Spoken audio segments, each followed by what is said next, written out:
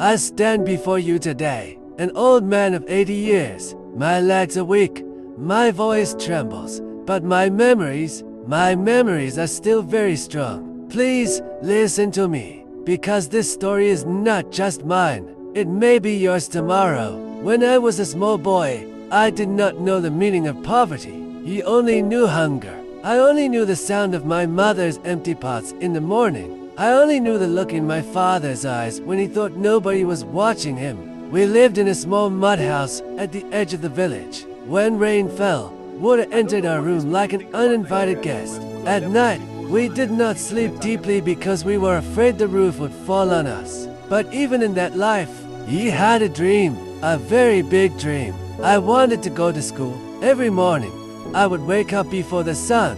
I would see children in clean uniforms passing our house. Their shoes made a strong sound on the ground. Their bags were full of books. They laughed. They talked about teachers and lessons, and I would stand behind the door and watch them.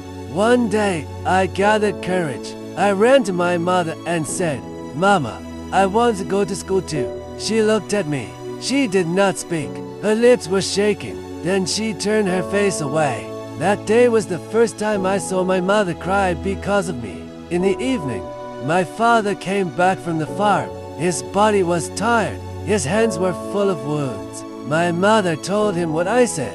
I was standing there, hoping, praying. My heart was beating like a drum. My father sat down. He did not look at me. After a long silence, he said, "My son, school is good. Education is light, but light is expensive." He did not understand. He was only a child. I said, "I will work hard, Papa.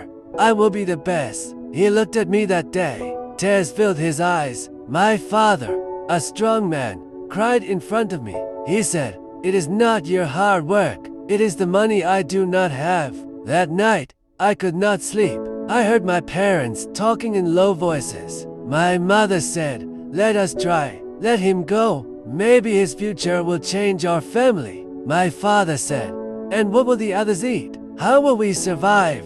That night, I learned something. Sometimes love is not enough. Sometimes parents break their own hearts because they cannot give their children what they deserve. Days passed, weeks passed. I did not go to school. Instead, I followed my father to the farm. I carried loads that were too heavy for my small body. I worked under the hot sun, while other children were learning how to read and write. But something inside me refused to die. One afternoon, while I was selling firewood by the roadside, a teacher stopped near me. He asked, "Boy, why are you not in school?" You told him everything. He looked at me for a long time. Then he bought all my firewood, even though he did not need it. He said, "Tomorrow, come to my class." That night, I ran home like a mad boy. I told my parents. My mother knelt down and thanked God. My father did not speak. He only placed his hand on my head and said, "Go, do not waste this chance." My first day in school, he had no uniform. He had no shoes. Other children laughed at me. They called me names. Some refused to sit near me, but I did not care, because when the teacher wrote on the board, it felt like magic.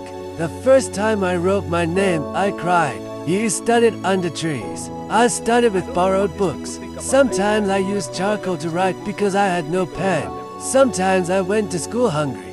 But every time I wanted to give up, I remembered my father's tears. Years passed. Life was not easy. There were days I almost stopped. There were nights I slept without food. There were times I felt alone.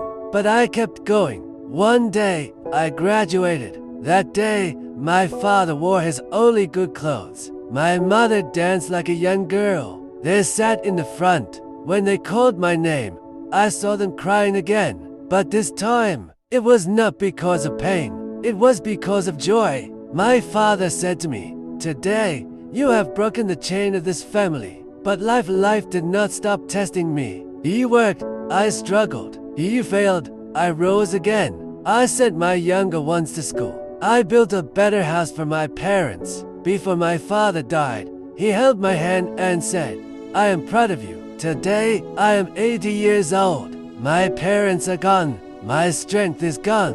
My youth is gone, but the education they fought for, it is still standing. It fed my children. It changed my family. It gave me a voice. So, my children, my grandchildren, and everyone listening to me tonight, do not laugh at the poor child who wants to learn. Do not stop your dreams because of today's suffering. And if you are a parent, please, even if it is hard, fight for your child's future.